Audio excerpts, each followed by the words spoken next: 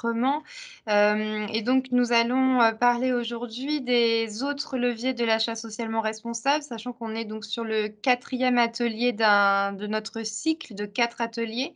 Le premier donc a porté sur, les fondamentaux, hein. On a passé en revue les leviers assez classiques offerts par le code de la commande publique. On a eu un deuxième atelier sur le métier du facilitateur, un troisième sur le marché réservé à l'insertion et au handicap. Et donc aujourd'hui, on a décidé de vous parler de 3 leviers, qui sont un peu moins, utilisés que d'autres. Donc avant de vous les présenter, je reviens rapidement sur le GIP Maximilien, donc qui porte la mission d'appui au développement des clauses sociales, donc dans laquelle je travaille avec ma collègue Erika Maillot. Vous avez nos contacts, à la fin de la présentation qui vous sera bien sûr, communiqué. Donc le GIP Maximilien, c'est le service public mutualisé d'administration électronique en Île-de-France, donc qui a été créé en 2013, à l'initiative de 11 membres fondateurs, dont la région, Île-de-France, la ville de Paris et les départements franciliens, et qui compte aujourd'hui plus de 375 membres. Et donc c'était une information importante aussi, c'est que nous, on est un groupement d'intérêt public et la Max, c'est la même chose. On est vraiment sur le territoire, de la région, francilienne, donc l'Île-de-France. Donc je sais qu'aujourd'hui, on a avec nous, des acheteurs qui viennent, d'un peu partout en France. Voilà, donc c'est avec plaisir qu'on vous accueille, et donc la première présentation notamment, sera faite, par la CRES Île-de-France, donc il y aura peut-être des informations, assez, focalisées sur notre territoire. Mais voilà, mais il y a aussi des informations plus générales, qui pourront vous être utiles. Pour continuer sur le GIP Maximilien, donc on a vraiment deux missions, 2 services principaux, à la fois ce portail d'administration numérique et ce réseau francilien des achats responsables, avec l'idée, voilà, pour les acheteurs, d'offrir notamment un profil acheteur, et pour les entreprises de faciliter l'accès, des TPE et des PME à la commande publique et également, plus largement des structures de l'ESS.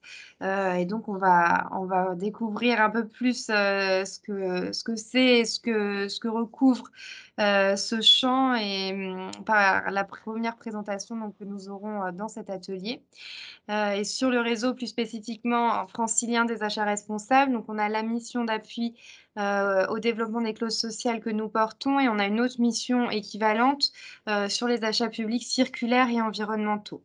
Hem voilà, et pour vous dire quelques mots sur la Max, plus précisément, elle a 2 missions, principales, en fait, 2 axes de travail principaux. C'est à la fois le développement des clauses sociales dans les marchés publics franciliens avec, une idée de comptabiliser, ces clauses donc via un observatoire, et le deuxième axe de travail, c'est vraiment la coordination, des acteurs, de l'écosystème, des différentes parties prenantes de ce dispositif pour, créer des espaces d'échange, essayer d'harmoniser les pratiques.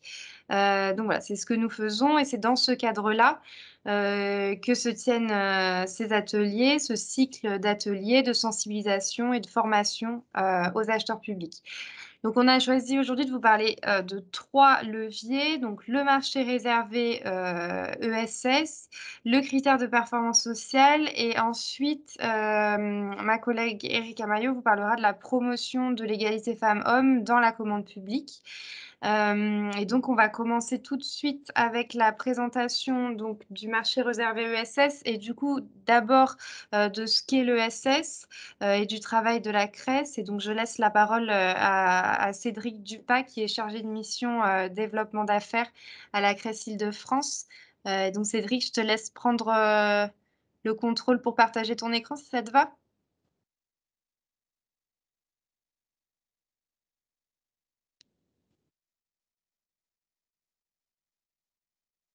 OK, vous voyez bien mon écran?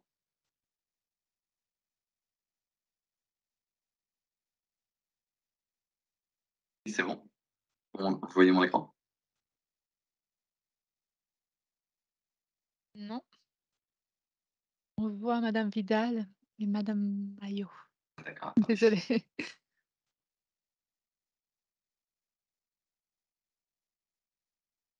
C'est bon?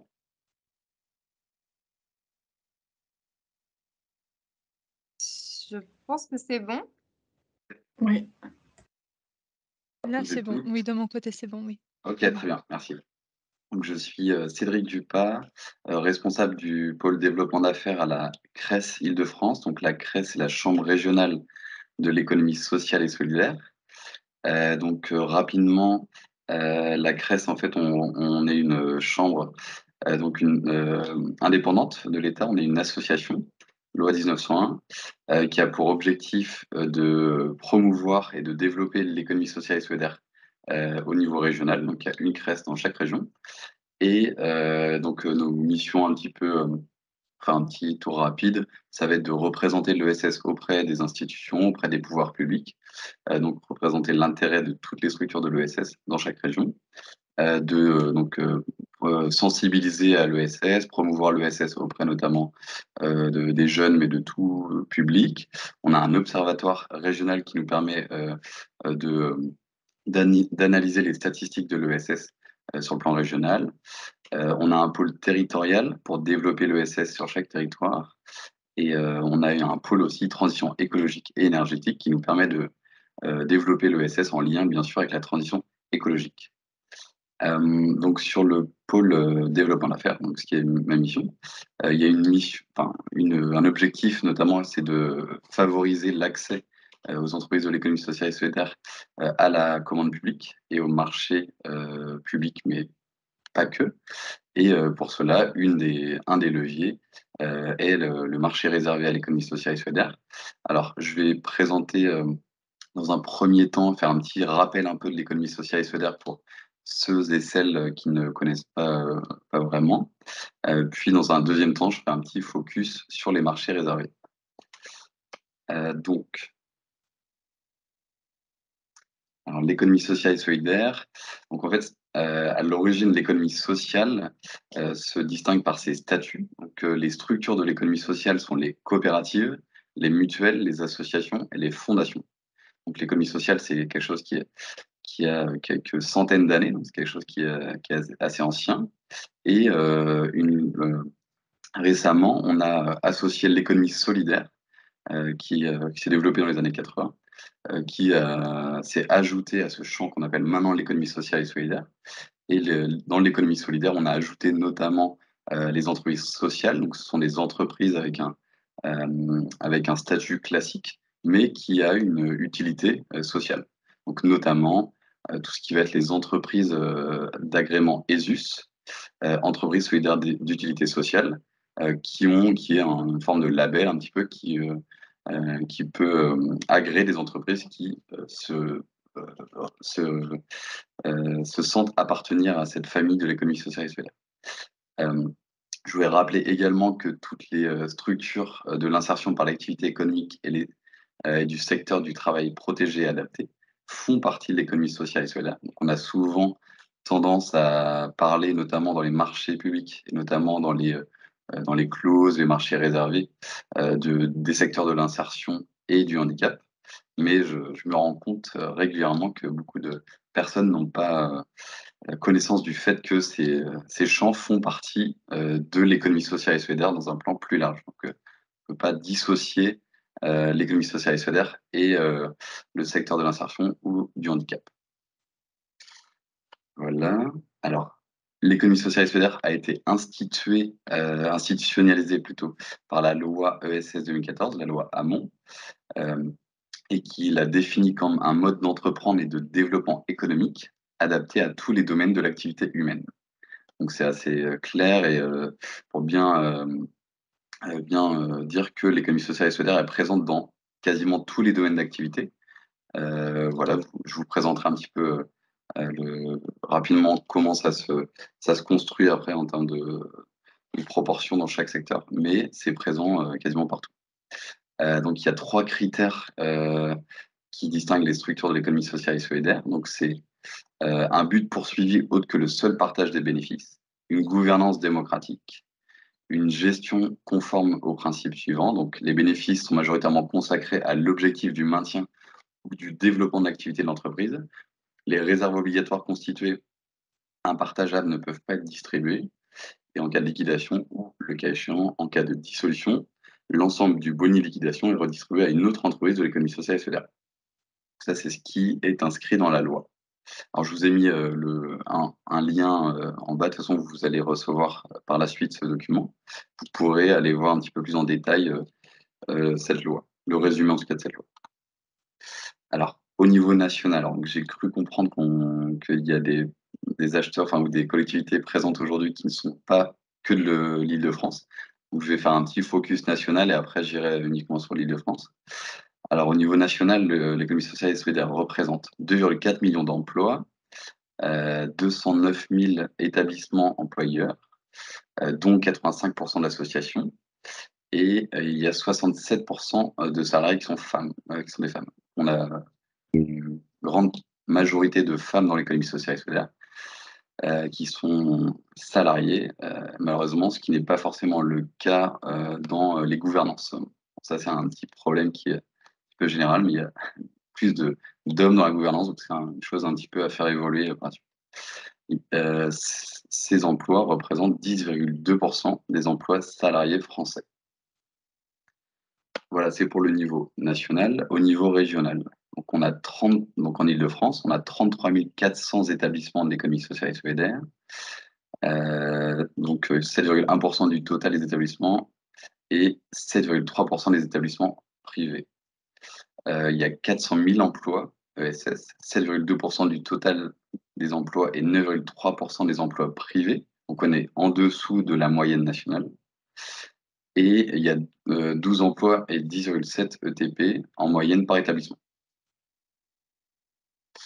Alors, en Île-de-France, alors je vais peut-être passer un petit peu rapidement comme ça ne va pas forcément intéresser tout le monde, mais pour vous donner un peu une idée aussi de la répartition de l'ESS dans notre région.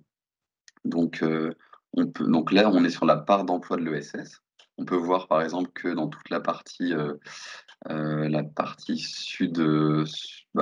sud-ouest et est, donc on a dans les Yvelines 8,4% de l'emploi ESS, 9,5% en Essonne, Seine-et-Marne 8,6%, il y a dans le Val-de-Marne 9,9% et à Paris 12,5%, ce qui est voilà, assez élevé, alors que dans le Val d'Oise on a 8,8%, dans la Seine-Saint-Denis 7,9% et 5,6% en Hauts-de-Seine. Et après, l'ESS dans les établissements employeurs, donc la part est beaucoup plus faible. Donc voilà, je vous laisse. Alors, je vais peut-être pas tout détailler, mais on voit que l'Essonne est à 8,5% et tous les autres sont en dessous de 8%.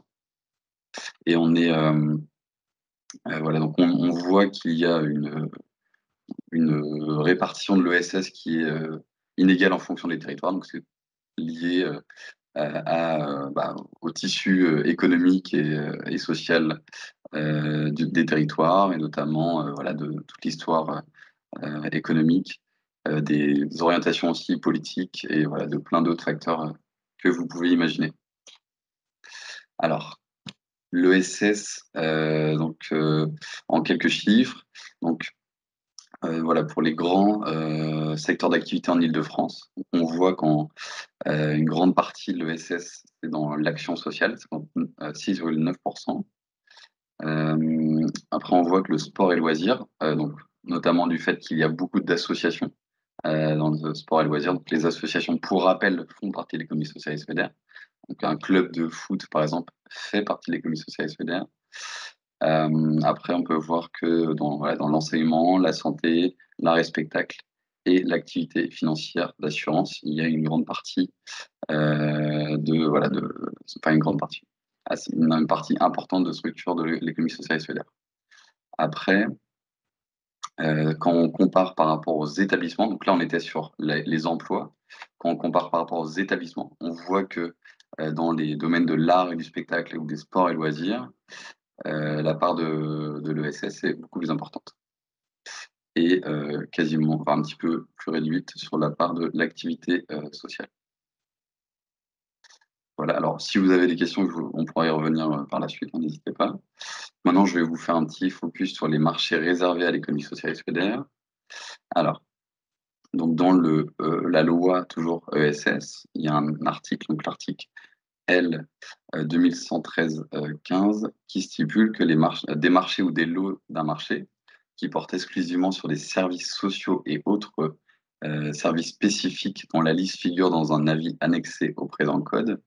Alors, cette liste-là, vous pourrez la retrouver en cliquant sur le lien ici présent. Et en bas, je vous ai mis un petit peu dans les grandes lignes les autres domaines concernés. Peuvent être réservés par un pouvoir adjudicateur, y compris lorsqu'il agit en tant qu'entité adjudicatrice, aux entreprises de l'économie sociale et solidaire définies à l'article 1er de la loi 2014-856 du 31 juillet 2014 relative à l'ESS ou des structures équivalentes. Donc, cet article permet de réserver donc un marché ou un lot de marché à des entreprises de l'économie sociale et solidaire, donc, comme je vous l'ai présenté avant. Alors, l'article L 2113-16 stipule qu'une entreprise ayant ainsi attributaire d'un marché ne peut bénéficier d'une attribution au même titre au cours des 3 années suivantes. Donc, c'est un des freins réguliers qu'on retrouve pour ce type de clause. C'est qu'en fait, voilà, ce type de clause ne peut être réalisé que dans une première fois, mais 3 ans après, il n'est pas possible de réattribuer ce marché à la même structure de l'ESS. Voilà, donc la durée d'un marché réservé aux entreprises de l'ESS ne peut être supérieure à 3 ans. Voilà, donc c'est limité dans le temps, ce qui va différencier cette clause par rapport aux autres clauses d'insertion ou du handicap. Là, je vous ai copié l'exemple d'un marché réservé. Donc, par exemple, là, c'est un marché en Mayotte, je crois. Voilà, c'est un marché pour la conception, la réalisation et l'installation de prototypes d'équipements de lieux de vente sur les espaces publics de Kaweni. Et voilà, donc le contrat est réservé aux entreprises de l'économie sociale et solidaire, donc comme je vous l'ai évoqué auparavant. Bon, c'est un exemple. Alors, pour votre information, c'est un type de marché réservé qui est peu utilisé. Parce que, notamment parce que, enfin, voilà, comme je vous l'ai dit tout à l'heure, on ne peut pas flécher ce marché 2 fois vers la même structure, notamment suite aux 3 ans. Donc, beaucoup de collectivités préfèrent utiliser des clauses d'insertion ou du handicap pour pallier cette problématique. Elle est peut-être aussi assez peu connue du fait qu'il y a, je pense, cela intègre toutes les entreprises de l'économie sociale et solidaire, donc ce qui est très large, hein, ce qui, comme vous l'aurez compris, est beaucoup plus large que le secteur de l'insertion, le secteur du handicap. Et du coup, ce qui va donc réserver, par exemple, si on réserve un marché aux structures de l'ESS, vous allez par exemple pouvoir le flécher vers je vous donne un exemple, une coopérative qui fait, je sais pas, par exemple, là pour ce type de marché, la conception et la réalisation d'installations d'équipements des lieux de vente. Une coopérative peut faire la même chose qu'une entreprise classique. Donc c'est le choix, en fait, on n'est plus dans euh, un côté un petit peu plus social de flécher vers l'insertion ou les personnes en situation de handicap, mais plus un modèle économique qui va être le modèle coopératif, par exemple, ou le modèle associatif. Donc mutualiste, c'est un petit peu plus différent. Mais voilà, c'est plutôt orienté vers ce type de structure qui va pas forcément rentrer dans les objectifs de certaines collectivités, mais qui peuvent l'être et qui, à mon sens, est un modèle très intéressant justement d'entreprise ou de type de structure qui apporte un nouveau modèle, enfin qui est un nouveau modèle qui est très ancien, mais un modèle différent de modèle économique, de gouvernance et de démocratie économique. Donc voilà, donc j'ai fini ma présentation et voilà, n'hésitez pas si vous avez des petites questions ou si vous voulez que je vous envoie des liens spécifiques, n'hésitez pas à revenir vers moi. Alors, je vois Voilà. qu'on a une question. Allez-y, Madame Delos. Bonjour. Est-ce que vous m'entendez? Très bien. Oui. Bonjour, donc Pauline Delotte, je suis chargée des achats responsables à la ville de Lyon. Et justement, on se questionne aussi sur le fait d'avoir recours à des marchés réservés à l'ESS. Et moi, ce qui me questionne, c'est, je ne sais pas si on peut revenir peut-être sur une de vos diapos. C'est une formulation qui me questionne notamment sur le fait on ne peut pas attribuer au même titre. Enfin, je vais relire ce que vous avez mis parce que j'ai pas le. Oui, c'est ça. Ne peut bénéficier d'une attribution au même titre. Donc, du coup, ce qui signifie que c'est au titre du marché réservé ESS qu'il n'a pas le droit d'avoir une attribution au cours des 3 années suivantes. Mais est-ce que c'est au titre du même marché ou est-ce que ça veut dire que nous, potentiellement, si on sort un autre marché de l'ESS avec un objet différent, il pourra se positionner sur un autre marché réservé de l'ESS de la même collectivité? Oui, oui, oui, tout à fait. C'est vraiment sur le même marché, Même c'est objet. limitatif, c'est-à-dire qu'il pourra pas il fait l'exécution du marché et c'est pas lui qui pourra être titulaire, lors du renouvellement du marché. Mais après, être titulaire d'un autre marché, ça, à mon sens, ça n'empêche pas du tout, quoi. C'est D'accord. vraiment sur le même marché. Sur le même objet de marché. Et du coup, sur un marché qui aurait potentiellement plusieurs lots, si on réserve plusieurs lots à l'ESS, ça veut dire que le même attributaire entreprise de l'ESS ne peut être titulaire que d'un seul lot. Non, pareil, je suis pas sûre étant donné qu'en fait, après chaque lot devient un contrat à part. Pour moi, D'accord. c'est qu'après, une fois, pour chaque contrat, l'attributaire, enfin le titulaire ne pourra pas, être à nouveau attributaire, mais chaque contrat après mène sa vie, donc c'est ça. Pour moi, c'est vraiment sur la vie du contrat que ça s'entend et OK. le marché, l'objet du marché, mais pas en termes de consultation, quoi. OK, très bien. Merci. Merci. Oui, alors je vois qu'on a une autre, question. Madame Morel? Oui, bonjour, merci. Oui, c'était dans la continuité, donc je comprends que le même attributaire ne peut pas être de nouveau titulaire de marché sur les 3 années d'après, mais est-ce qu'on peut tout de même réserver ce marché au secteur de l'ESS s'il a été, réservé les 3 années précédentes? Oui, Ou c'est est-ce ça. que En fait, on peut repartir sur une réservation, mais le titulaire ne pourra pas, se être le voir même? réattribuer, voilà, le marché, en fait. D'accord, mais on peut, c'est-à-dire que si on identifie, des marchés à réserver, aux structures de l'ESS, on peut, continuer à les réserver lors des renouvellements. Il faudra juste que ça tourne, au niveau des titulaires. C'est bien ça? Oui, c'est ça, tout à fait, tout à fait. OK, merci.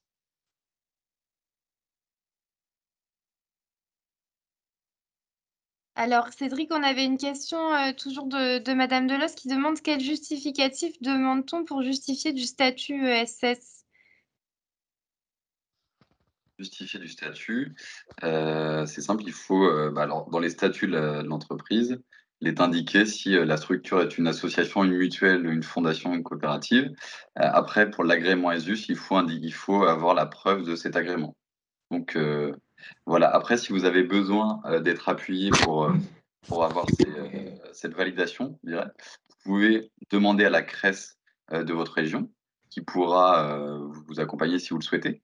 Mais c'est vraiment notifié dans les statuts des entreprises. Si, c'est l'avantage en fait de reconnaître une structure de l'économie sociale et solidaire, c'est qu'il faut se référer uniquement à la loi Hamon 2014. Certains statuts, par exemple, des fois peuvent porter à question. Je vous donne un exemple, les travailleurs, indépendants en situation de handicap ne rentrent pas dans l'économie sociale et solidaire, dans le cadre de la loi. Donc ça, par exemple, ça ne fonctionne pas. Par contre, toutes les autres, structures du milieu du handicap, de l'insertion, les coopératives, les associations, de fait, sont dans la loi. Donc voilà, ce sera dans les statuts. Mais n'hésitez pas, ouais, à vous rapprocher des CRES qui pourront vous aiguiller à ce sujet-là. Et après pour l'agrément, Cédric, c'est ça? C'est un agrément dans tous les cas qui est donné par l'État et donc qui est C'est ça, facilement, communicable par les opérateurs économiques s'ils doivent exactement, justifier, exactement.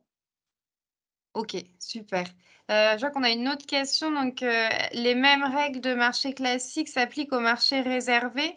Et donc oui, effectivement, hein, c'est un marché réservé, c'est juste qu'on restreint l'accès à certains types de structures. Donc ici, on évoque les marchés réservés ESS, mais ça peut être aussi des marchés réservés à l'insertion et ou au handicap et du coup, la règle est la même.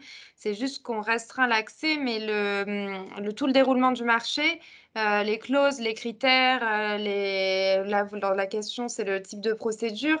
On reste voilà, sur la même chose qu'un marché, qu'un marché classique. Sur les clauses, les critères, le suivi d'exécution, voilà, tout est similaire. Voilà. Est-ce qu'il y a d'autres Question, moi, j'aimerais bien savoir si, l'un ou l'une d'entre vous a déjà réservé un marché à l'ESS? J'ai Parce qu'il n'y a j'imagine pas que beaucoup non, mais d'exemples, Cédric, c'est ça comme ah oui, madame Morel? Et alors moi, je suis, responsable achat responsable au sein de l'UGAP et pour notre marché, de tickets restaurants. On l'a réservé au secteur de l'ESS et on a été, justement embêtés, lors du renouvellement parce qu'en fait, il y avait qu'une seule structure qui était capable de nous répondre, Et sur du le sujet. et du coup, vous l'avez pas re-réservé, c'est ça? Après, Non, vous l'avez relancé, de voilà, manière classique? Mmh. oui. Et on est en train justement de réfléchir à ce qu'on pourrait, réserver ou, comment intégrer de plus en plus de structures de l'ESS, dans nos marchés.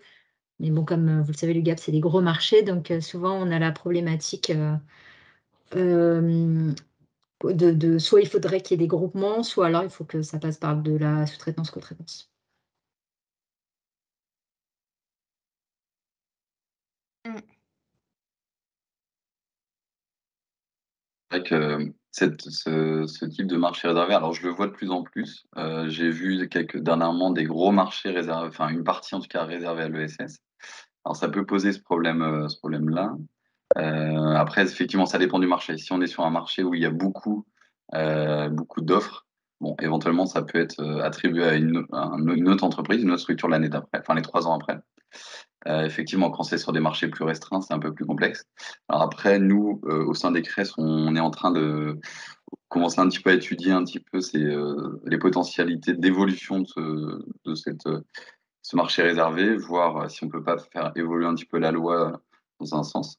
En tout cas, je note bien votre retour d'expérience de l'UGAP. Merci en tout cas pour ce partage.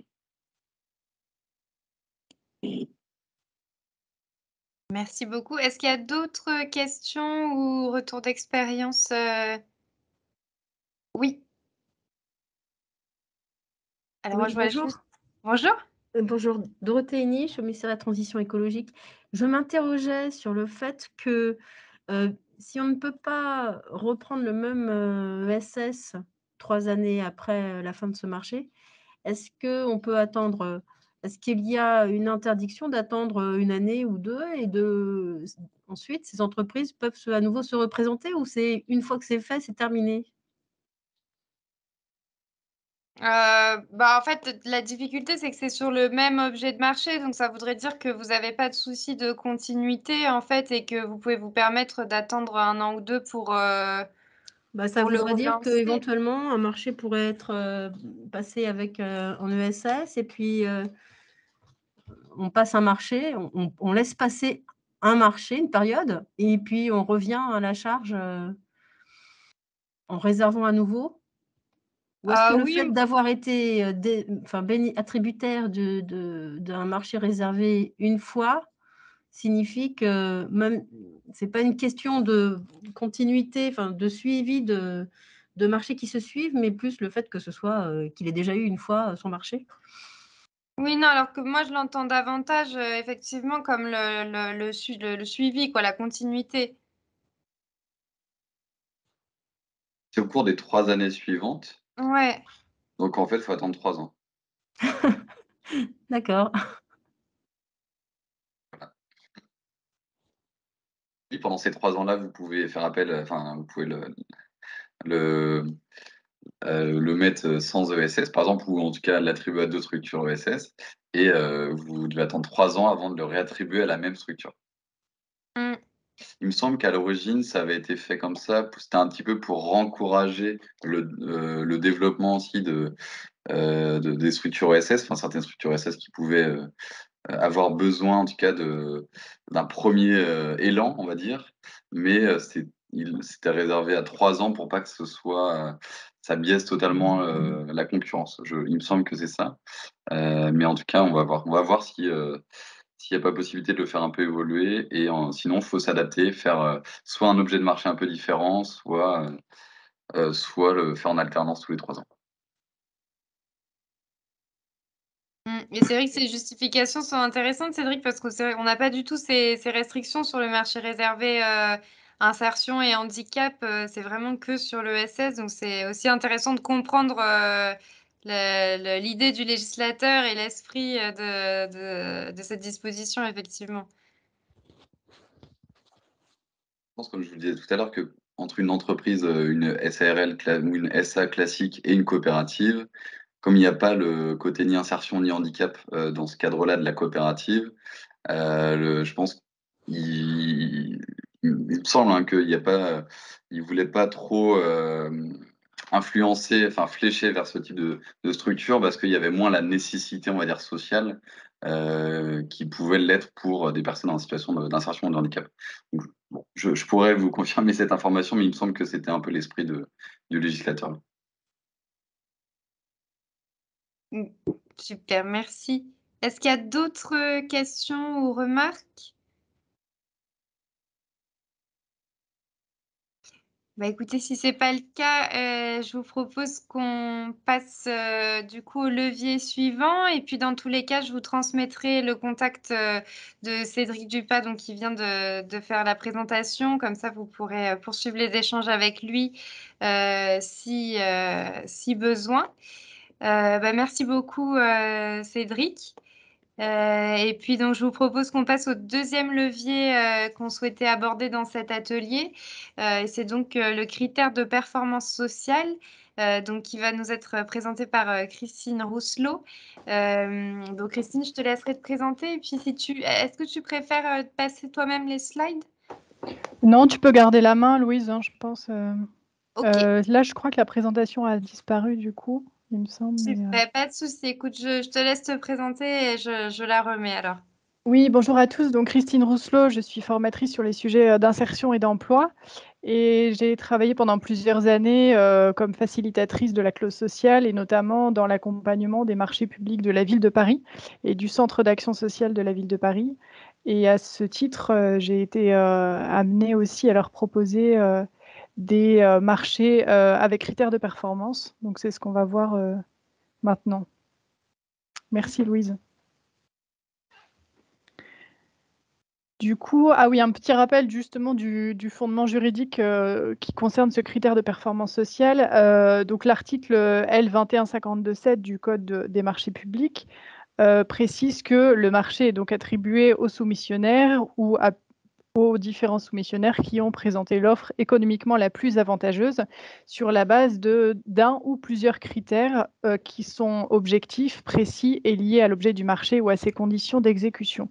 Donc, c'est effectivement les critères que vous suivez pour pouvoir attribuer l'offre en recevant les différentes offres des soumissionnaires.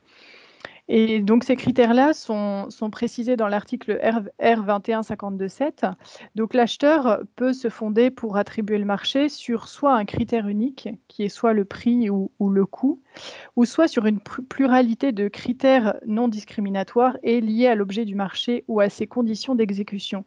Et c'est là qu'intervient le critère de performance sociale. L'acheteur a la possibilité d'attribuer une offre, enfin d'attribuer un marché en regardant les critères que l'entreprise, en termes de performance, en regardant les performances en matière d'insertion de public en difficulté ou d'insertion sociale. Donc c'est ce critère-là qui est utilisé pour pouvoir justifier le fait de valoriser l'offre d'une entreprise qui serait plus, on va dire, qualitative en matière d'insertion sociale. Alors, en pratique, un petit mémo aussi de la démarche qui est adoptée souvent pour l'acheteur, ou en tout cas une proposition de démarche pour sécuriser un peu ce processus-là. Donc, c'est associer le critère de performance sociale à un critère d'exécution, donc à un nombre d'heures d'insertion à réaliser. Donc ça, je ne sais pas si effectivement, les deux leviers ont pu être présentés sur les précédents ateliers à tout close, mais c'est vrai que le critère d'exécution, donc c'est le fait d'inscrire des nombres d'heures d'insertion obligatoires à réaliser par l'entreprise en cours de marché. Et le critère de performance sociale serait plutôt, entre guillemets, une manière d'évaluer en fait la façon dont l'entreprise va réaliser ses heures d'insertion en cours de marché. Donc, on va pouvoir ainsi évaluer la qualité de mise en œuvre de l'insertion de l'entreprise par l'entreprise dans le cadre du marché. Et donc, c'est important de rappeler que le critère de performance sociale, en effet, n'évalue pas la politique globale RSE de l'entreprise, mais vraiment spécifiquement ce que l'entreprise va pouvoir mettre en œuvre dans le cadre de son marché. Donc ensuite, le deuxième choix, et ça c'est un lien, alors en tant que facilitatrice, que moi j'avais avec les acheteurs, c'est justement de choisir la pondération qui est attribuée à ce critère de performance sociale en fonction des autres critères, notamment du coût, du prix et de la valeur technique aussi de l'offre. Donc ça, c'est aussi un dialogue en fonction des autres problématiques, ou en tout cas des autres contraintes que l'acheteur peut rencontrer dans le cadre de son marché. Ensuite, donc ce critère de performance sociale, justement, l'idée, c'est de pouvoir le développer en plusieurs sous-critères avec des éléments qui sont précis, observables en cours de marché et quantifiables. Et avec une note qui est attribuée donc à chaque sous-critère. Et donc cette grille de notation, effectivement, permet de pouvoir évaluer l'offre de l'entreprise et de pouvoir fixer une notation à ce critère de performance sociale. La proposition également qui est faite, c'est de pouvoir cadrer la réponse des soumissionnaires pour faciliter l'évaluation et donc proposer un questionnaire précis qui sera renseigné par l'entreprise sur la manière dont elle va réaliser la clause d'insertion sociale. Donc quelques exemples de sous-critères justement et de questions qui peuvent être posées à l'entreprise. Donc c'est par exemple un nombre d'heures d'insertion supplémentaires si l'entreprise souhaite s'engager sur des heures d'insertion supplémentaires par rapport aux critères d'exécution obligatoire. Ça peut être intéressant à valoriser. Il y a également le sous-critère de la formation, donc du personnel en insertion. Est-ce que vous avez prévu une formation à la prise de poste?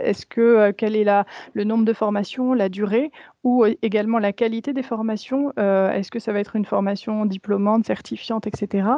Donc ces sous-critères, je vais détailler les autres aussi, mais sont importants à voir en fonction de votre type de marché. Je sais que par exemple sur le nettoyage, en fonction des enjeux d'insertion qui sont liés au secteur d'activité, on peut justement mettre en lumière un sous-critère ou plutôt un autre en fonction aussi des problématiques qu'on rencontre dans le secteur. Je sais que par exemple justement sur le nettoyage, la formation était un enjeu important puisqu'on a beaucoup de personnes qui sont peu qualifiées dans le secteur du nettoyage, donc on a beaucoup d'entreprises qui peuvent réaliser des heures d'insertion facilement puisque de fait les personnes qu'elles recrutent sont peu qualifiées et rentrent souvent dans la liste des publics éligibles.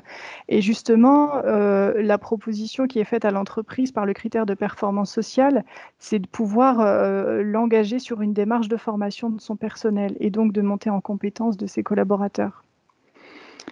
Donc ça, c'est la question de la formation. Il y a également l'égalité ou la mixité du personnel en insertion et notamment de proposer à l'entreprise de s'engager sur un certain nombre de recrutements de personnes, de femmes, notamment sur des métiers, par exemple, dans le BTP, où ce sont des métiers qui restent encore très plébiscités, entre guillemets, ou en tout cas la part de féminisation, le taux de féminisation n'est pas très élevé. Donc ça peut être aussi un levier d'action pour favoriser, ou en tout cas permettre une plus grande féminisation de ces métiers-là. Il y a également une proposition, un sous-critère intéressant, c'est de voir justement la politique de tutorat que met en place l'entreprise pour les personnes en insertion. Est-ce qu'il y a un tuteur qui va les accompagner? Combien d'heures vont être dévolues au tutorat? Combien d'heures par mois? Donc ça, c'est aussi des éléments intéressants pour valoriser une qualité en fait de réalisation dans le cadre de l'insertion. Et également les types de contrats que peut proposer l'entreprise, notamment le nombre de CDI, par exemple, sur lequel elle peut s'engager à recruter les personnes en insertion, ou le nombre de contrats à temps plein aussi. Donc ça, c'est aussi quelque chose qu'on avait utilisé dans le cadre du nettoyage, puisqu'on a beaucoup de contrats à temps partiel. Et justement, la difficulté qu'on a, c'est la qualité de l'emploi dans le secteur du nettoyage. Donc c'était aussi une proposition pour inciter l'entreprise à justement pouvoir en tout cas proposer des contrats plus qualitatifs.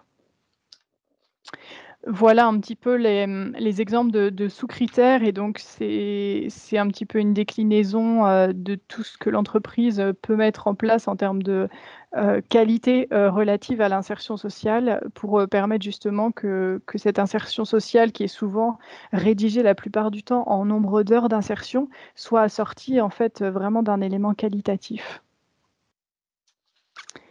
Et j'ai oublié de préciser effectivement que en termes de ce qui est aussi à prévoir, c'est effectivement, comme c'est un engagement de l'entreprise sur lequel elle va être sélectionnée, puisque ce sont quand même des éléments qui rentrent dans l'évaluation des offres et dans la notation globale de l'offre, de prévoir effectivement des pénalités aussi qui sont assorties en cas de non-réalisation de cet engagement par l'entreprise.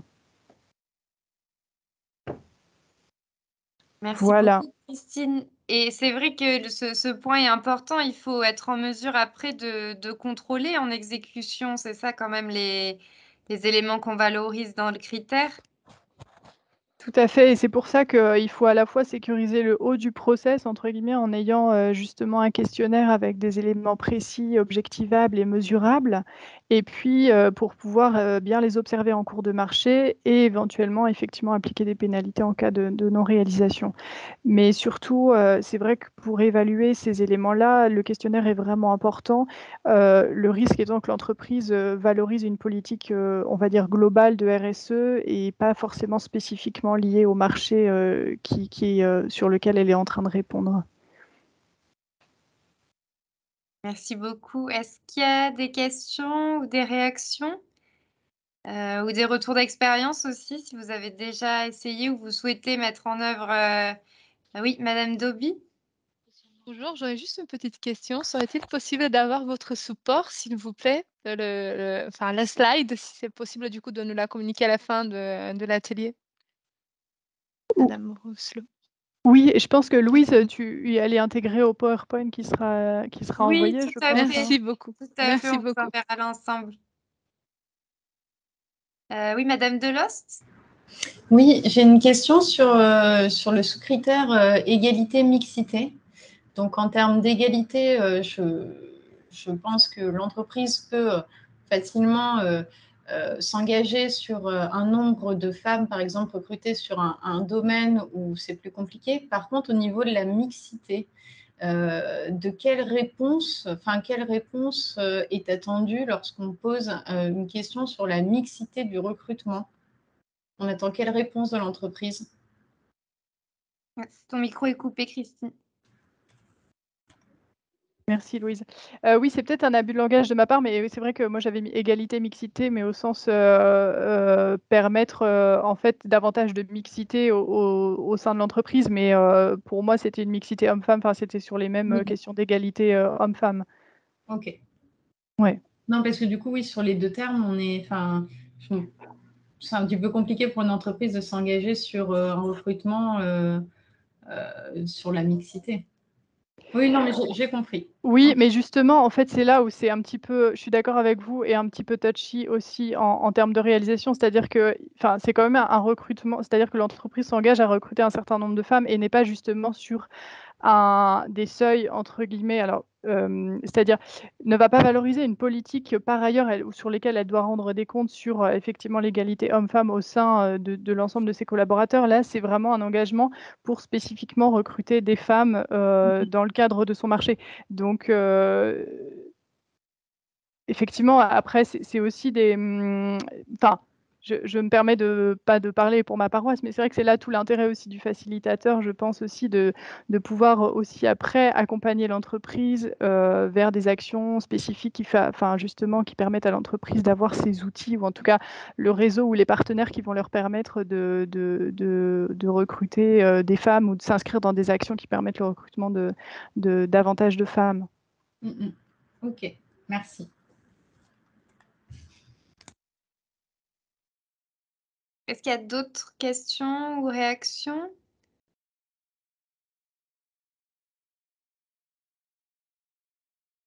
Alors moi, j'en avais une, Christine, tu parlais du coup des marchés de nettoyage. Est-ce que, il y a justement des segments achats où les critères de performance sociale sont plus pertinents et d'autres moins? Ou comment tu... Mais je pense qu'en fait, ce qui est très intéressant dans la mise en œuvre de ce critère de performance sociale, c'est, de le faire sur des marchés où la réalisation de l'insertion en tant que critère d'exécution ne pose pas de problème. Au sens où c'est des métiers, où les entreprises vont pouvoir, entre guillemets, «aligner» des heures d'insertion sans souci. Mais justement, l'idée, c'est de pouvoir, leur demander un saut qualitatif dans cette insertion et au lieu d'être juste sur, des heures d'insertion, de pouvoir en fait introduire vraiment un élément qualitatif. Donc ce serait plutôt sur des métiers en fait, sur lesquels des métiers en tension, donc sur le nettoyage, la sécurité, gardiennage. Après le bâtiment, ça peut être intéressant aussi, parce qu'il y a l'enjeu de la formation aussi dans le bâtiment. Donc voilà, ça dépend vraiment effectivement du secteur, mais je dirais vraiment sur des marchés sur lesquels on n'a pas de difficulté de réalisation d'heures d'insertion, sur lesquels il n'y a pas vraiment de sujet, où ça ne pose pas forcément de problème aux entreprises et ça leur permet de proposer quelque chose de différent, surtout. Super. Alors, Sachant que les entreprises valorisent dans le cadre de leur politique RSE. Tout à oui, fait. tout à fait. Pour elles, c'est Est-ce qu'il y a d'autres questions ou réactions sur le critère?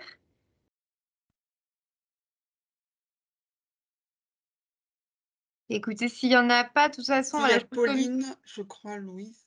Ah mais je crois que Ah non, c'est... là, c'est la personne qui, excusez-moi. Oui, tout à Non, fait. pardon, j'ai pas baissé ma main.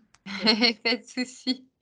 Pas de souci. Bah, du coup, voilà, on vous communiquera bien sûr le support de Christine Rousselot et son contact, si vous avez des questions, voilà, pour poursuivre les échanges.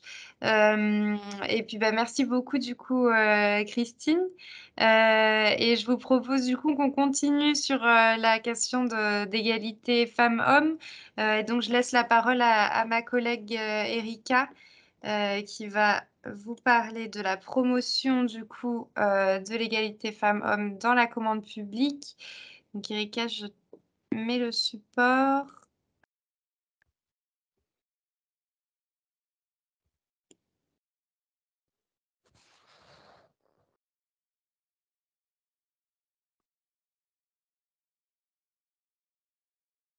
Hop.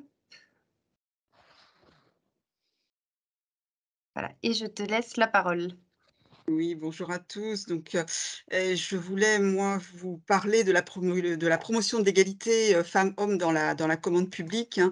L'égalité femmes-hommes étant, un sujet, voilà, d'actualité, et qui peut être porté par les marchés, dans le cadre de l'obligation qui pèse notamment, sur l'État et sur, ces établissements publics. Donc moi, bon, ma présentation va être faite en 3 parties. Je vais faire un petit rappel sur le cadre juridique, hein, puisque, voilà, cette promotion est quand même, très encadrée.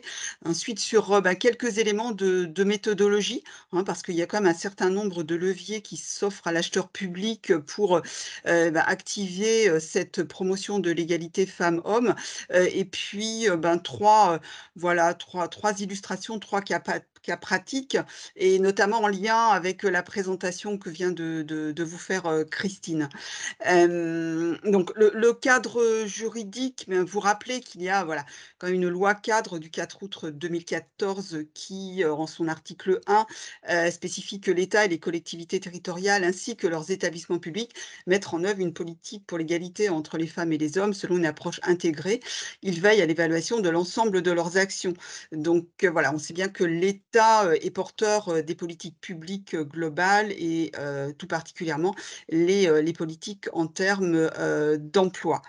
Donc, il y a une opportunité hein, pour l'acheteur de prendre en compte ce sujet, notamment dans sa politique d'achat responsable. Donc là, en l'occurrence, ben, sur le volet socialement responsable. Et c'est tout à fait d'actualité avec la publication hein, du PNAD pour les années 2022-2025 et notamment sur le fait que l'acheteur est tenu d'avoir 30% de contrats qui contiennent au moins une considération sociale. Donc, voilà, l'acheteur peut se saisir justement ben, de cette opportunité pour valoriser, demander à ces entreprises ben, titulaires de ces marchés de réserver des heures d'insertion à des publics féminins. Alors, je rappelle quand même que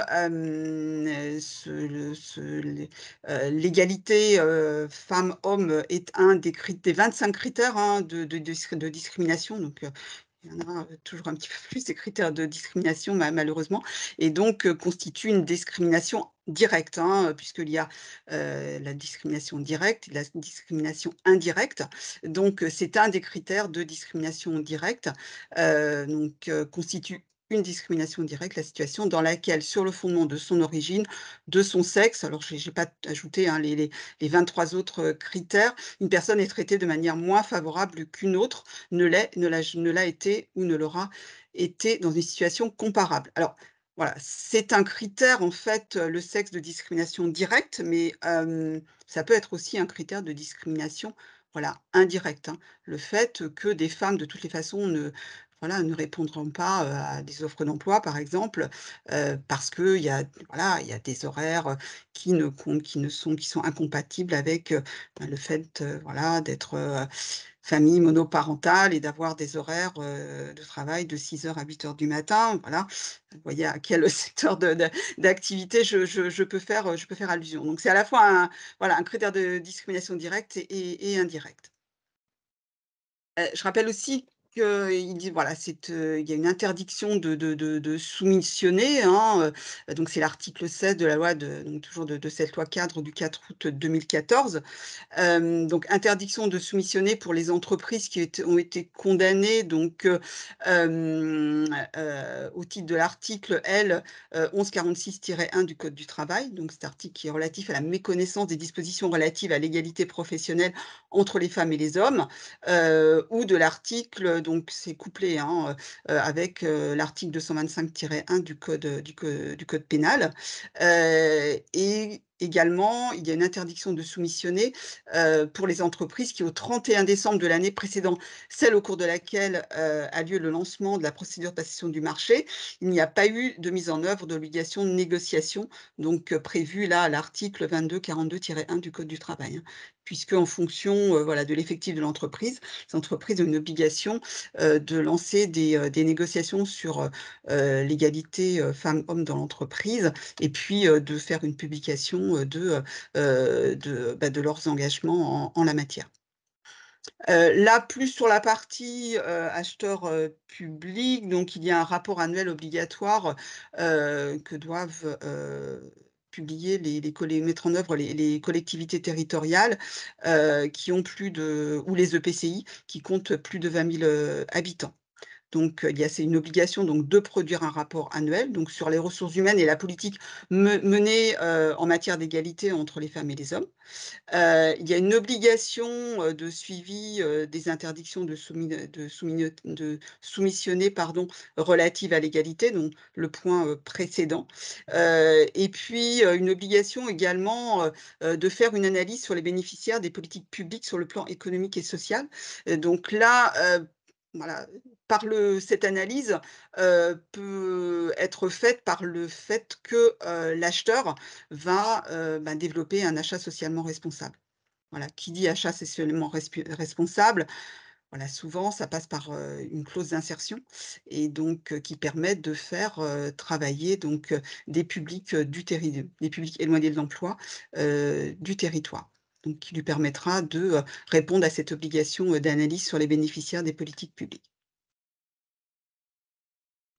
Donc ça, c'était sur les points juridiques. Maintenant, voilà, je vous ai listé un petit peu je dirais des leviers, des clés, des éléments de méthodologie qui s'offrent à vous pour utiliser ce critère d'égalité entre les femmes et les hommes.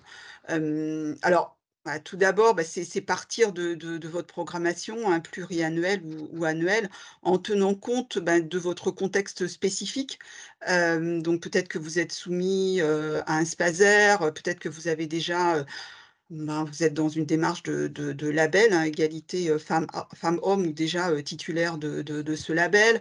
Peut-être que vous appartenez à une collectivité qui fait que vous devez, par rapport à votre taille, établir un rapport sur l'égalité femmes-hommes. Donc voilà, toutes ces données vous permettent plus facilement d'aller sur ce terrain.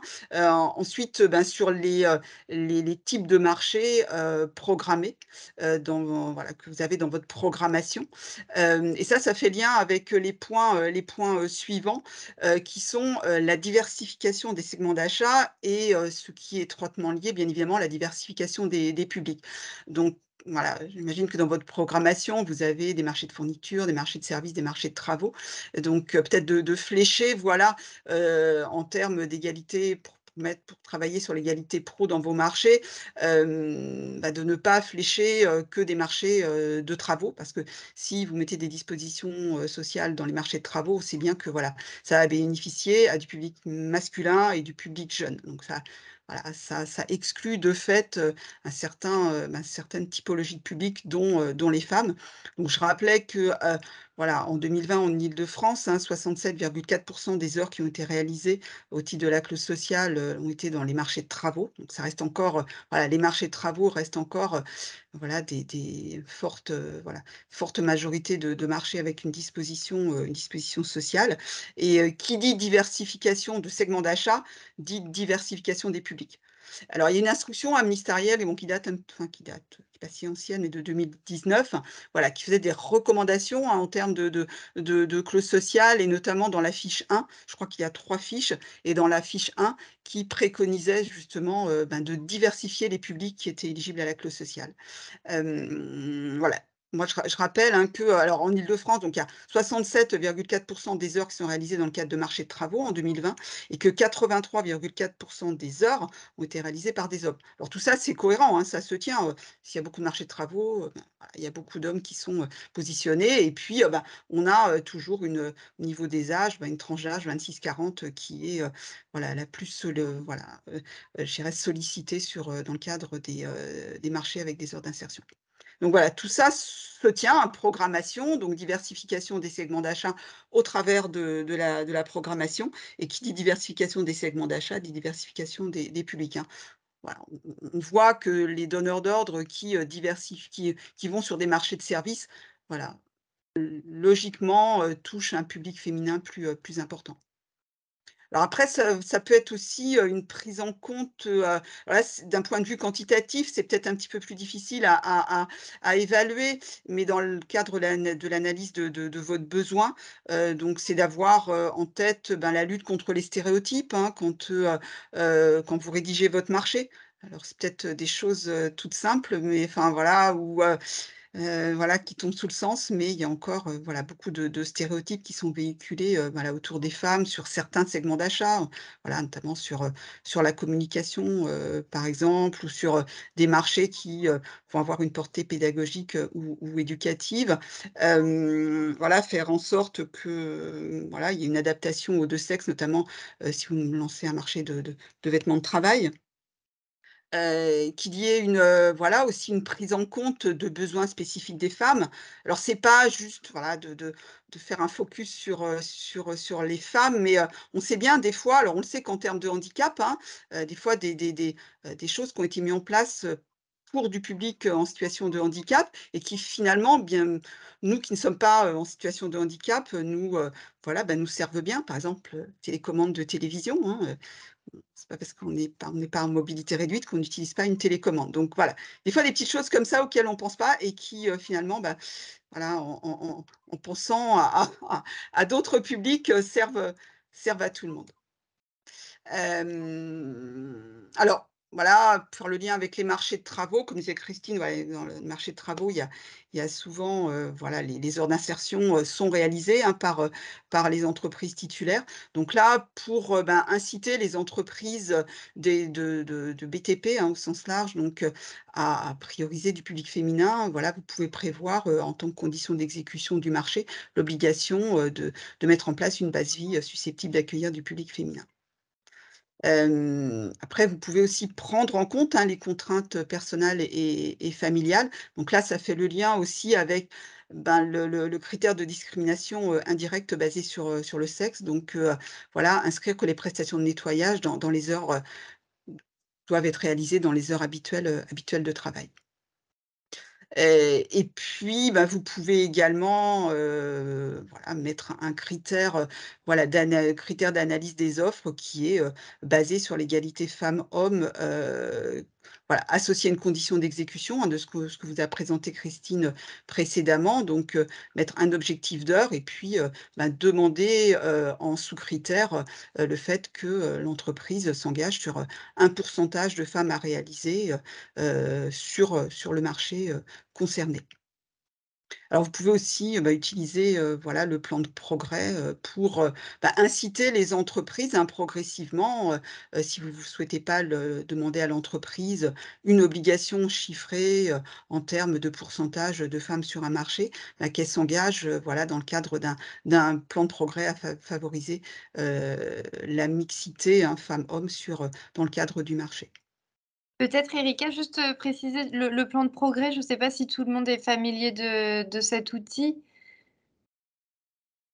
Alors voilà, c'est quelque chose qui va demander, voilà, à l'entreprise, bah, de s'engager, progressivement, sur voilà, des critères que vous aurez définis. Donc, ça peut être sur voilà, un critère, social, demander à l'entreprise, ben, une progression, dans le cadre du marché et en fonction de la durée d'exécution, du marché. Donc ça peut être aussi quelque chose.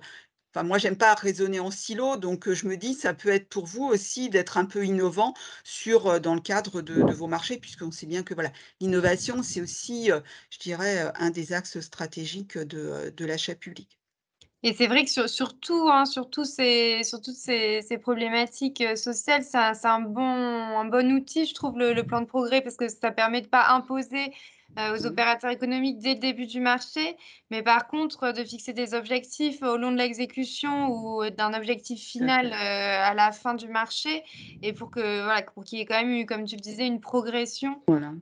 Et du coup, c'est vrai que c'est un levier intéressant, Et après, voilà, pour, si vous renouvelez ce marché, ben, ensuite, si vous voyez que, voilà, il y a une bonne progression, ben, rien ne vous empêche de mettre là, voilà, une condition d'exécution couplée à un critère d'attribution, de critère de performance, sociale. Ça permet vous-même, acheteur, ben, voilà, de progressivement de mettre des critères dans ce domaine. Alors voilà, on bah, a je rappelle qu'il y a pardon, il y a oui, une question, Erika, c'est de ah, madame excusez-moi. Morel. Je vous laisse la parole. Oui, merci. Oui, je voulais savoir, avoir un retour d'expérience sur le suivi de ce, type de demande.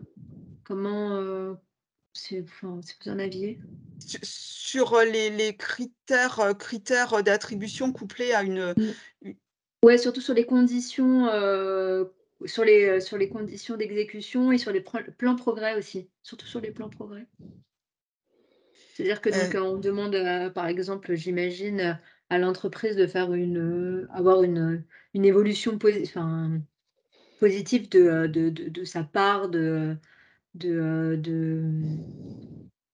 d'ordre enfin de travail féminin, et comment on le suit et comment on le vérifie? Comment on le alors moi, contrôle? j'ai pas eu l'occasion, hein, voilà, d'en pratiquer. Je sais qu'il y a voilà, il y a un guide avec des exemples, vraiment, spécifiques qui a été, établi, par la direction des achats de l'État, par la DAE. Donc ça, on peut vous le faire suivre parce que je sais qu'il y a voilà, il y a vraiment une méthodologie qui est proposée, voilà, dans le guide et quelque chose d'assez concret et à partir duquel vous pouvez travailler, vous inspirer. Et Je on sais a pas si une autre question, Erika, sur, est-ce que le plan de progrès peut être fait avec n'importe quel critère, pas que l'égalité, Ah homme-femme? oui, oui, oui, non, non, ça peut être fait sur d'autres, voilà, sur d'autres sujets dans le domaine social, hein.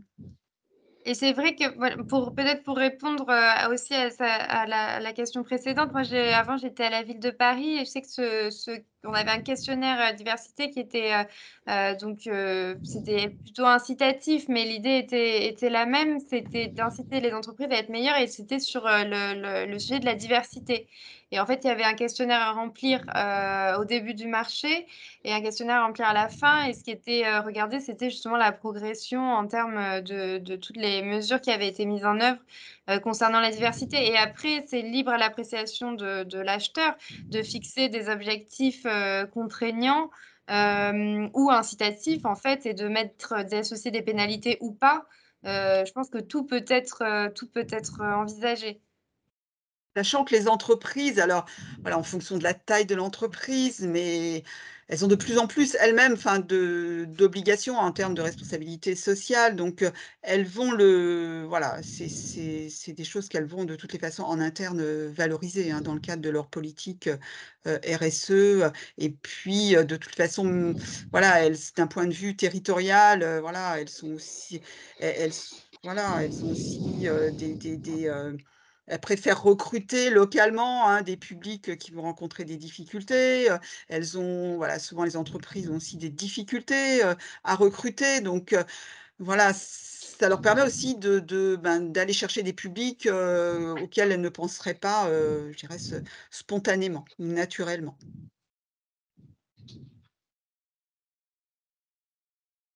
Peut-être juste avant que tu poursuives Oui. Erika, peut-être préciser, qu'est-ce que c'est qu'une base vie qui est susceptible d'accueillir du public féminin? Je ne sais pas si c'est clair pour tout le monde. Qu'est-ce que ça implique en termes Beh, d'installation du coup?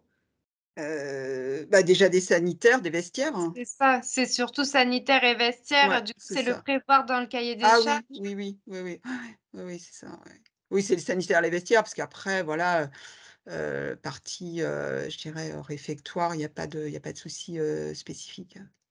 Question qui OK, se pose. super, merci. Alors après voilà, je passais à la 3 illustrations. Hem, voilà, alors c'est vrai que l'État se veut exemplaire et porter les politiques publiques et tout spécifiquement, bien évidemment, les politiques, publiques, de l'emploi. Donc il y a la direction des achats de l'État, hein, qui est très impliquée sur, les sujets de l'achat, socialement responsable et a souhaité, ben, mettre un critère de performance sociale, lié, à l'égalité, femmes-hommes dans un gros marché, d'impression. Alors, c'était un gros marché, d'impression, donc d'acquisition, excusez-moi, hein, d'acquisition de solutions d'impression, le premier marché qui avait été lancé, il n'y avait pas eu d'obligation d'insertion. Le deuxième marché, alors ce sont des gros marchés, hein, des accords cadres. Dans le deuxième marché, il y avait eu des heures d'insertion, enfin une condition d'exécution qui avait été, incluse dans le marché et voilà, les heures avaient été réalisées, voilà, par les entreprises titulaires. Et donc, au 3e renouvellement de marché, la direction des achats de l'État a souhaité aller sur un critère qualitatif. Au lieu d'augmenter le volume d'heures, hein, le volume d'heures est resté le même qui était demandé aux entreprises, mais on a demandé aux entreprises d'être plus qualitatives dans les heures qu'elles vont réaliser. Il y a eu une demande, donc il y a eu un taux de féminisation du personnel en insertion qui était demandé aux entreprises. Donc les entreprises se sont engagées sur un pourcentage de femmes qui seraient affectées au marché. Donc tout ça a été, voilà, comme l'a dit Christine, hein, il y a eu je dirais un questionnaire hein, qui a été établi, qui a été remis aux entreprises. Les entreprises ont fait des réponses.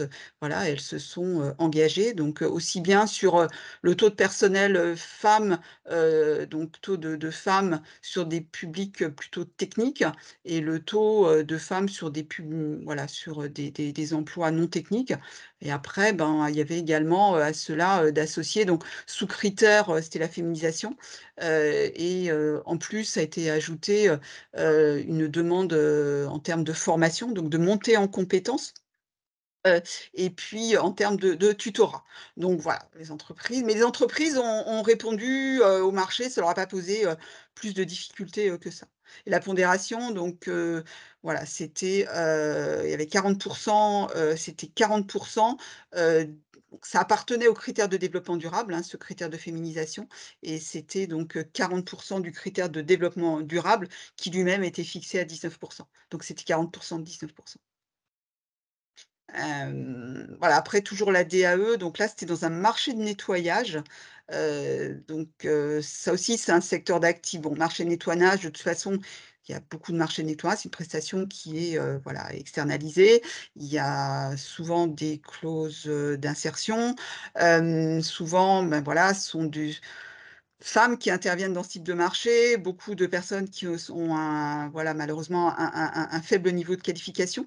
Donc là, il y a eu une condition d'exécution hein, d'introduite dans le cahier des charges, mais le titulaire s'est engagé à faire progresser tout au long de l'exécution du marché. Donc là, on est plus, je pense, dans le cadre d'un plan de progrès, le taux effectif d'emploi de personnel féminin parmi le personnel encadrant. Donc là, ça a plus été donc de demander à l'entreprise, une évolution, du personnel, femme parmi le personnel encadrant et pas que dans les agents, de service.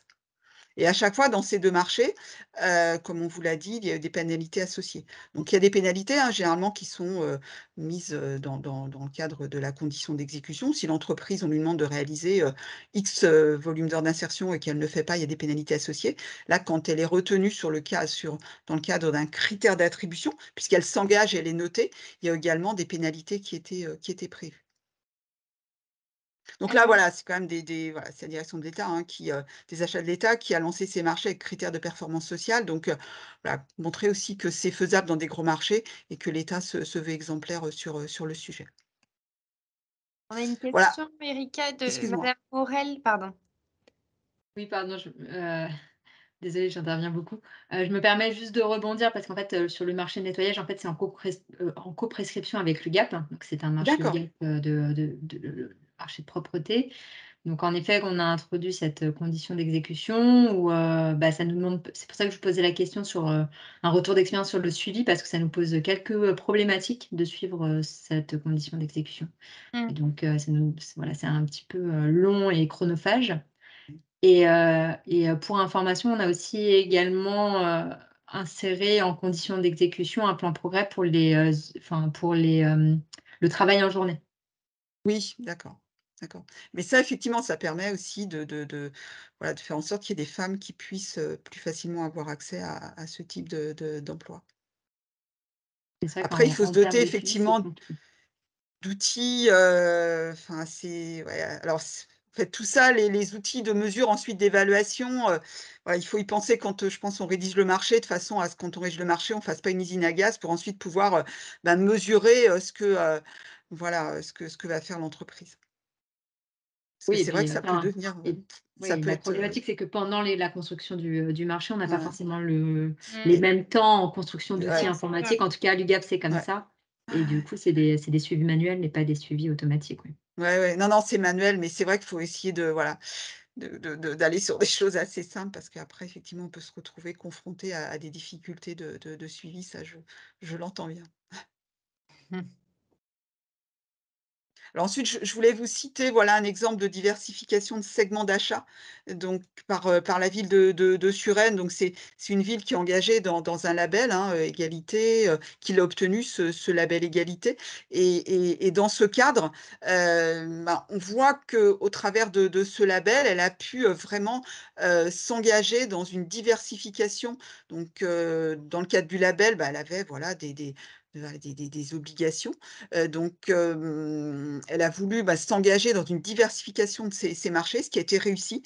Donc elle a nommé, voilà, une facilitatrice, qui a été, dédiée, à l'égalité, femmes-hommes, donc qui va recevoir des candidats, qui va les orienter vers les entreprises, et si elle lui a permis donc, de diversifier. Donc elle a dans le cadre de cette, politique, ce label égalité, elle s'est engagée à diversifier ses marchés, pas rester, que sur des marchés, de travaux. Donc elle est allée sur, ben, des marchés de crèches, des marchés de restauration, de nettoyage et le résultat, a été quand même, significatif, puisque, 50 du public, voilà, valorisé, dans le cadre des marchés avec clause sociale a été, du public féminin. Donc là, on pratiquement, on va inverser la tendance.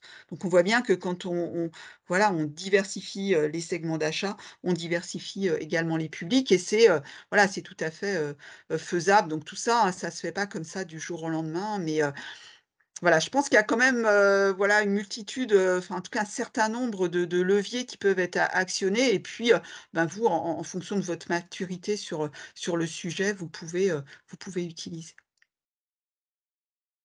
Voilà, moi, j'en ai fini sur, voilà, sur ma présentation. Merci beaucoup Erika. Est-ce qu'il y a d'autres questions sur ce sujet?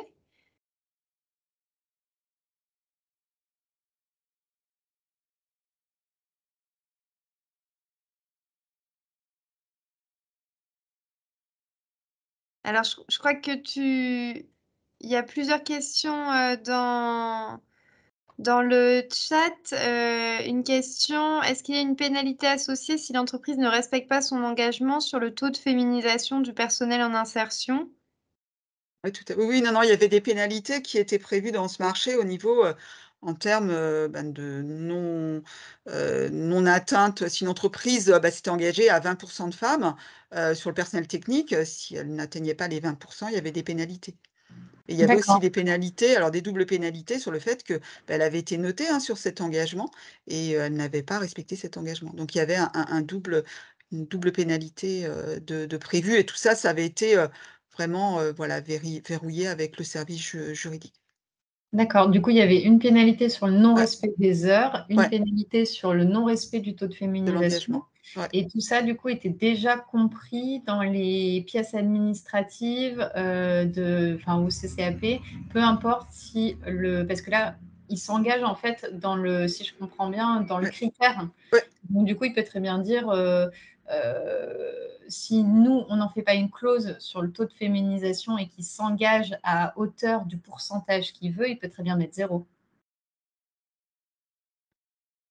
Alors attendez, j'ai pas compris. S'il Hem, s'engage?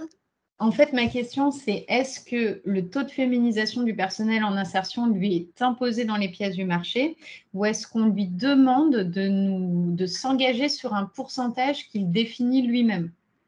Non, non, c'était un pourcentage, qu'il s'engageait lui-même.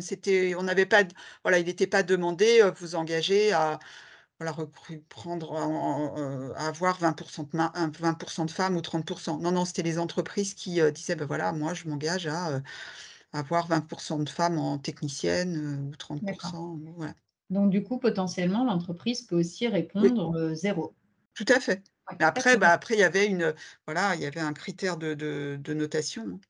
Oui, OK. Il y avait une grille de notation, il y avait des points. Alors, il y avait des pondérations, donc sur la féminisation, ça pouvait être noté, il peut y avoir, voilà, je sais pas, 20 points, après sur la formation, 30 points, sur le tutorat 70, enfin pour arriver à 100, voilà. D'accord. Il y avait voilà.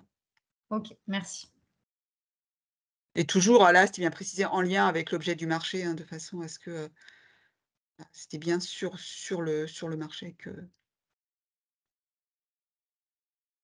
voilà, donc Alors non, non, vas-y, Lisa. pardon Erika, on a d'autres questions. Une question, il faut bien connaître, le tissu local d'entreprise et leurs possibilités, du coup, quand on manie ce genre de disposition? Oui, oui, tout bah, alors, voilà, il faut connaître effectivement le tissu, local de l'emploi. Alors, comme vous disait Christine, quand même, c'est de se faire accompagner par un voilà, par un facilitateur qui, lui, va bien connaître, bah, son territoire, le service public de l'emploi, les structures de l'insertion ou du handicap qui sont sur le territoire. Effectivement, il y a quand même, non, si on sait qu'il y a voilà, il y a peu de femmes demandeuses, d'emploi, sur tel, secteur d'activité, ça fait moins sens de Mmh. mettre ce type de critères, hein. C'est comme sur des marchés de prestations intellectuelles, si sur le bassin d'emploi, voilà, il y a peu de personnes avec un certain niveau de qualification, c'est peut-être moins approprié de mettre, une clause, dans ce type de marché. C'est vrai que c'est au vu du voilà, du tissu, je dirais emploi du territoire, que ce type de clause peut être préconisé. Mais après voilà, si vous couplez, avec de la formation, ça peut être aussi, bah, de faire monter en compétences, voilà, des publics, qui ont des difficultés à trouver un emploi. Et une autre question, Erika, alors peut-être il faudra, que la personne précise un peu, mais est-ce que nous pouvons accepter qu'une action déjà en cours au sein de la société, puisse être poursuivie dans le cadre du futur marché? Donc j'imagine que la question c'est est-ce que voilà, comme, pour la clause d'insertion, parfois il faut que le recrutement ait lieu, pour le marché. Est-ce que Hem là, on peut, valoriser une action qui est déjà en cours? Bah, je dirais, enfin après c'est à voir avec le facilitateur, mais non puisque c'est en lien avec le marché, donc c'est le marché qui est, l'élément déclencheur, hein, donc si l'entreprise, et puis ça valorise ça valoriserait, sa politique, générale et globale sur le sujet et d'un point de vue juridique, ça peut être retoqué en cas de contentieux donc non, c'est de demander à l'entreprise de s'engager vraiment, à partir du moment où, le marché a été notifié ou, je ne sais pas si elle a lancé, elle savait qu'elle allait, obtenir le marché et qu'elle a, voilà, anticipé, je dirais 1 mois à l'avance, peut-être que ça peut être toléré, mais pas, voilà, pas si elle est déjà engagée sur le sujet depuis un certain temps. Oui et en tout cas, ce que tu dis est vrai, c'est bien veiller effectivement à ce que la Mmh. disposition, elle porte sur, l'exécution des Ah oui. prestations et pas surtout pas sur la politique générale, quoi. Je pense que c'est vraiment le point d'attention à avoir, Alors ça peut être sur le voilà, en lien avec le marché, donc si on est sur, voilà, des fonctions techniques, on sait que, voilà, il y a tout un cycle, hein, dans le marché, donc on sait qu'il peut y avoir des personnes plutôt sur des fonctions, voilà, support, qui, peuvent intervenir, dans ce cadre. Donc si vraiment, voilà, l'entreprise c'est pas non plus l'objet, c'est pas de mettre l'entreprise en difficulté, mais voilà, ça peut être aussi sur des fonctions support que des femmes soient, voilà, soient recrutées, des femmes des femmes éloignées de l'emploi, au lieu de faire un recrutement, classique. mmh. Mais tout ça, effectivement, l'entreprise comme l'acheteur a besoin d'être accompagné, l'entreprise a besoin d'être accompagnée, hein. Le facilitateur, il intervient, en amont du marché pour accompagner les acheteurs, mais aussi, bah, au moment de la notification, il va voilà, le facilitateur va accompagner les entreprises, à trouver du public, enfin, en tout cas, voilà, à l'accompagner à trouver du public, des structures de l'insertion, à se mettre en rela accompagner l'entreprise pour être mise en relation avec le service, public, de l'emploi, les missions locales, les Cap emploi, les pôles emploi, enfin, voilà, donc c'est vrai que c'est quand même utile de se faire accompagner. Mmh. Tout à fait, ouais et on a une autre question, pour des marchés moins importants, est-ce que le facilitateur peut coupler plusieurs demandes comme sur le pan insertion? Donc je sais pas, peut-être si la madame Antonietti, vous pouvez préciser votre question à l'oral, peut-être si vous pouvez prendre la parole? Mutualisation peut-être, Oui, c'est peut-être ça, Mais si. après, c'est le facilitateur qui, après voilà, c'est à voir avec le facilitateur, sachant que le facilitateur va je dirais, se référer quand même au donneur d'ordre, hein, puisque c'est vous, donneur d'ordre, qui êtes le titulaire du marché. Donc, voilà, après, si c'est dans le cadre de suite de parcours, tout est, voilà, tout est voilà, tout est envisageable, hein, Donc c'est ça effectivement. effectivement, Erika, Ouais. c'était dans le cadre d'une mutualisation entre plusieurs demandes de collectivités. Effectivement, si c'est pour, qu'une personne, voilà, ait un parcours plus long, qui est voilà, elle est dans une dynamique de formation, tout peut être, envisageable. Et c'est vraiment du coup le facilitateur qui coordonne, je dirais, Ouais, et le donneur d'ordre qui arbitre, quoi, c'est ouais, ça? exactement. Tout à fait.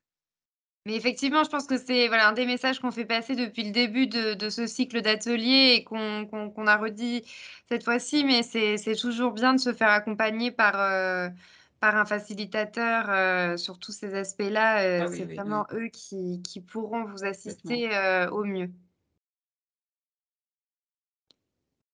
Alors, est-ce qu'il y a d'autres questions ou remarques? Écoutez, sinon, je vous propose qu'on clôture cet atelier. Donc voilà, on vous a présenté ces 3 leviers. On vous enverra le support et puis bien sûr les contacts, des participants, et puis dans un second temps le replay de l'atelier. Ah oui, madame Morel? Oui, merci. Juste, une petite question, est-ce que vous avez déjà mis en place, une clause d'exécution sans, nombre minimum d'heures d'insertion avec, la possibilité pour le candidat de se positionner dans les critères, de performance sociale? Moi, je sais qu'à la ville de Paris, on l'avait fait, sur un marché, donc ça peut tout à fait se faire. C'est, en fait, faire un critère qui est uniquement sur, un critère quantitatif où on valorise un nombre d'heures et il y a pas de nombre d'heures minimal, en clause, quoi. C'est Oui, ça? c'est ça, parce qu'en fait, nous, on souhaiterait le mettre en place pour les marchés, enfin, très rarement, mais c'est vraiment pour les marchés où on est, voilà, on n'est pas sûr que ça soit possible et on nous l'a déconseillé. Notre facilitateur D'accord. nous l'a déconseillé en disant qu'il fallait forcément un minimum dans la clause. Donc voilà, on voulait, Bah, moi, je l'ai surveiller. déjà vu effectivement et c'était sur un marché où on savait vraiment pas où les opérateurs économiques en étaient et il y avait un gros effort qui avait été demandé sur la partie environnementale. Et du coup, l'idée, ça avait été de pas charger sur les 2 aspects en même temps et de laisser venir sur la partie, insertion. Donc effectivement, il y avait une valorisation, donc je sais que ça se fait après, Après ça peut être, voilà, c'est envisageable, après c'est peut-être plus en termes quand vous faites des bilans ou, pour comparer les objectifs que vous avez fixés et puis, le résultat, ça va être un petit peu plus compliqué si vous mettez pas voilà, d'objectifs d'heures après, Après, tout ce qu'ils mettent en critères, de performance sociale, enfin, s'ils indiquent un nombre d'heures, après ça devient contractuel.